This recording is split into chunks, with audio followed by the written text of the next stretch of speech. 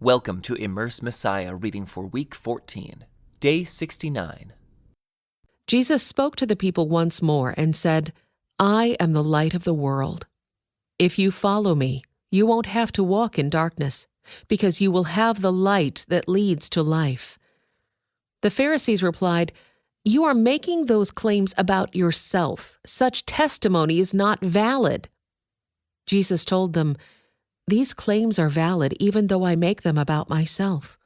For I know where I came from and where I'm going, but you don't know this about me. You judge me by human standards, but I do not judge anyone. And if I did, my judgment would be correct in every respect because I am not alone. The Father who sent me is with me. Your own law says that if two people agree about something, their witness is accepted as fact. I am one witness, and my Father who sent me is the other." "Where is your Father?" they asked. Jesus answered, "Since you don't know who I am, you don't know who my Father is. If you knew me, you would also know my Father." Jesus made these statements while he was teaching in the section of the temple known as the treasury. But he was not arrested, because his time had not yet come. Later, Jesus said to them again, "I am going away. You will search for me, but will die in your sin. You cannot come where I am going." The people asked, "Is he planning to commit suicide? What does he mean, you cannot come where I am going?" Jesus continued, "You are from below. I am from above. You belong to this world. I do not. That is why I said that you will die in your sins. For unless you believe that I am who I claim to be, you will die in your sins." "Who are you?" they demanded. Jesus replied, "The one I have always claimed to be. I have much to say about you and much to condemn, but I won't. For I say only what I have heard from the one who sent me, and he is completely truthful." But they still didn't understand that he was talking about his Father. So Jesus said, "When you have lifted up the Son of Man on the cross, then you will understand that I am he. I do nothing on my own, but say only what the Father taught me. And the one who sent me is with me. He has not deserted me, for I always do what pleases him." Then many who heard him say these things believed in him. Jesus said to the people who believed in him, "You are truly my disciples if you remain faithful to my teachings, and you will know the truth, and the truth will set you free." "But we are descendants of Abraham," they said. "We have never been slaves to anyone. What do you mean, you will be set free?" Jesus replied, "I tell you the truth. Everyone who sins is a slave of sin. A slave is not a permanent member of the family, but a son is part of the family forever. So if the Son sets you free, you are truly free. Yes, I realize that you are descendants of Abraham, and yet some of you are trying to kill me because there's no room in your hearts for my message. I am telling you what I saw when I was with my Father, but you are following the advice of your father." "Our father is Abraham," they declared. "No," Jesus replied, "for if you were really the children of Abraham, you would follow his example. Instead, you are trying to kill me because I told you the truth, which I heard from God. Abraham never did such a thing. No, you are imitating your real father." They replied, "We aren't illegitimate children. God himself is our true father." Jesus told them, "If God were your father, you would love me, because I have come to you from God. I am not here on my own, but he sent me. Why can't you understand what I'm saying? It's because you can't even hear me. For you are the children of your father, the devil, and you love to do the evil things he does. He was a murderer from the beginning. He has always hated the truth because there is no truth in him. When he lies, it is consistent with his character, for he is a liar and the father of lies. So when I tell the truth, You just naturally don't believe me. Which of you can truthfully accuse me of sin? And since I am telling you the truth, why don't you believe me? Anyone who belongs to God listens gladly to the words of God, but you don't listen because you don't belong to God." The people retorted, "You Samaritan devil! Didn't we say all along that you were possessed by a demon?" "No," Jesus said, "I have no demon in me, for I honor my Father, and you dishonor me. And though I have no wish to glorify myself, God is going to glorify me. He is the true judge. I tell you the truth, anyone who obeys my teaching will never die." The people said, "Now we know you are possessed by a demon.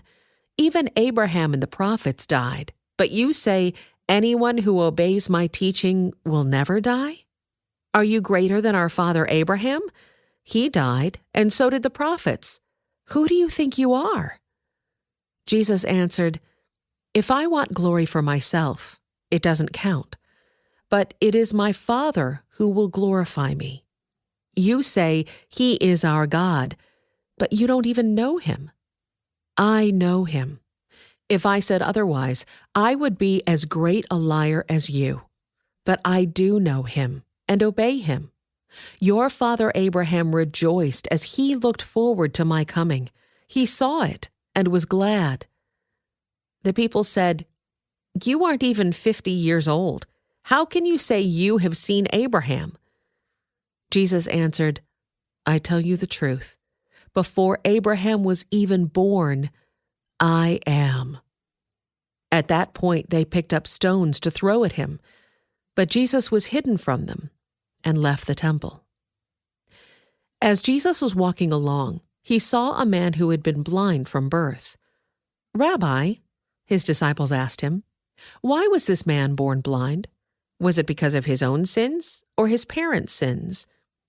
"It was not because of his sins or his parents' sins," Jesus answered. "This happened so the power of God could be seen in him. We must quickly carry out the tasks assigned us by the one who sent us. The night is coming, and then no one can work. But while I am here in the world, I am the light of the world." Then he spit on the ground, made mud with the saliva, and spread the mud over the blind man's eyes. He told him, "Go wash yourself in the pool of Siloam." Siloam means sent. So the man went and washed, and came back seeing. His neighbors and others who knew him as a blind beggar asked each other, "Isn't this the man who used to sit and beg?" Some said he was, and others said, "No, he just looks like him." But the beggar kept saying, "Yes, I am the same one." They asked, "Who healed you? What happened?" He told them, "The man they call Jesus made mud and spread it over my eyes and told me, 'Go to the pool of Siloam and wash yourself.' So I went and washed, and now I can see."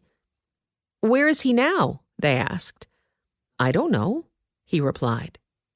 Then they took the man who had been blind to the Pharisees, because it was on the Sabbath that Jesus had made the mud and healed him. The Pharisees asked the man all about it. So he told them, "He put the mud over my eyes, and when I washed it away, I could see." Some of the Pharisees said, "This man Jesus is not from God, for he's working on the Sabbath."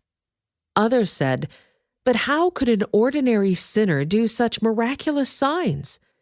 So there was a deep division of opinion among them.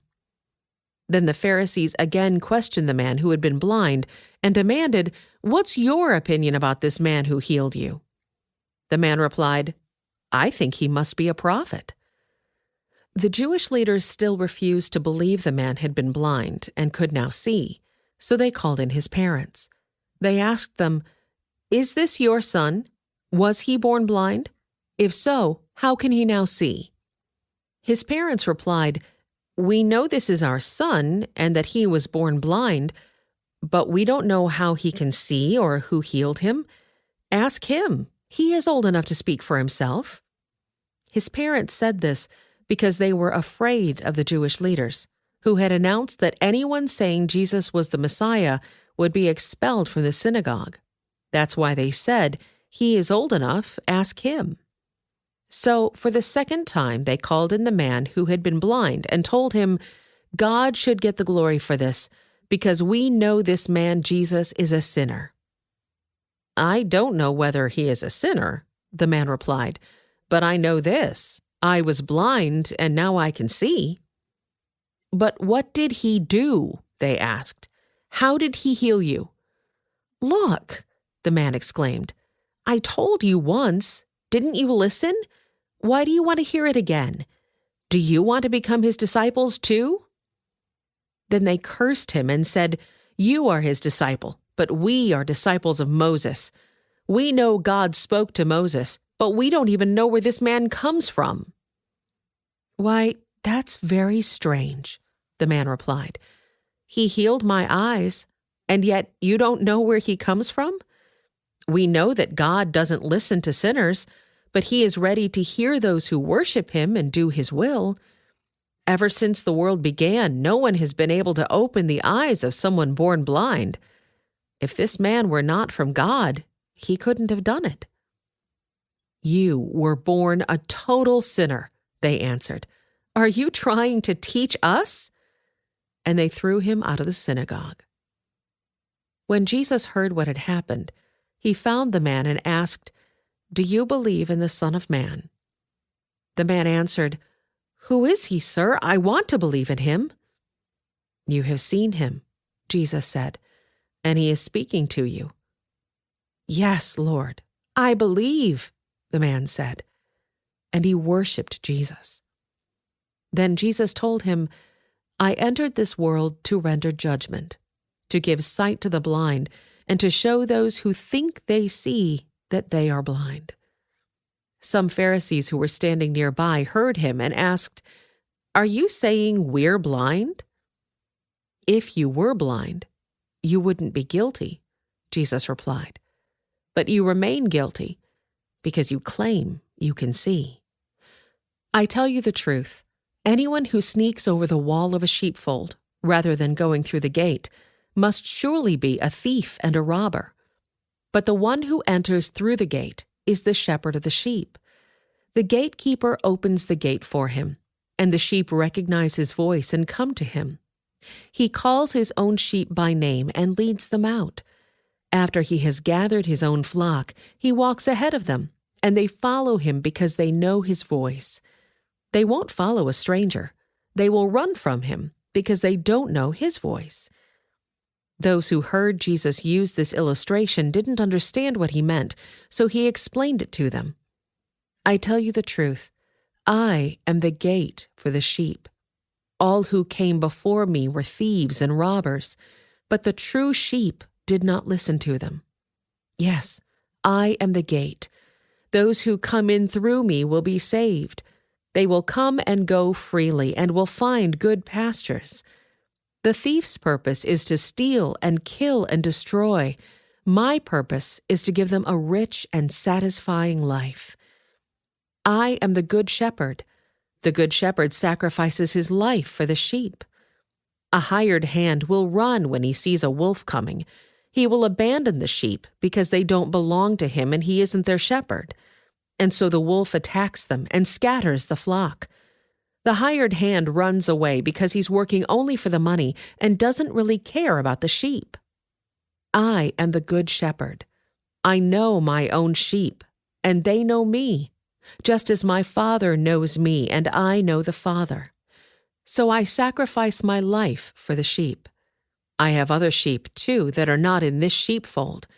I must bring them also. They will listen to my voice, and there will be one flock with one shepherd. The Father loves me because I sacrifice my life so I may take it back again. No one can take my life from me. I sacrifice it voluntarily. For I have the authority to lay it down when I want to, and also to take it up again. For this is what my Father has commanded."